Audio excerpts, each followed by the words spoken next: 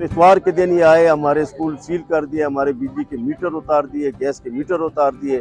जब पीर के दिन बच्चे, उनको तो पता नहीं था, तो बच्चों को स्कूल में दाखिल नहीं होने दिया। पुलिस यहाँ पर खड़ी थी कि इनके स्कूल बंद है। अब ये लोग यहाँ पर रोड पर आकर अपनी पढ़ाई का सिलसिला जारी रखे हुए इस सख्त गर्मी में, क्योंकि स्कूल में भी बिजली नहीं है और ना वहाँ पे छोड़ सकते हैं, वो स्कूल सील है। स्कूल बंद कर दिए गए हैं, बच्चे जो है तो उनकी जो एजुकेशन है, जो उनकी स्टडीज है, वो बहुत ज़्यादा सफ़र कर रही हैं। तो हम मजबूर हो गए हैं कि हम बाहर जो है रोडों पर बैठकर इस तरह नदी, जो ये नाले यहाँ पर है, इसके ऊपर बैठ के जो है तो बच्चों को जो है पढ़ा रहे हैं। बहुत सारे लोग ऐसे हों जो अपनी फैमिलीज़ को जो है इसी अर्निंग पे फीड कर रहे हैं। मेरी हुकूमत से यही दरख्वास्त है कि जल्द अज जल्द ये स्कूल जो है तो खोल दिए जाएँ, ताकि ना बच्चों का ज़िया हो और ना जो स्टाफ है वो सफ़र करे।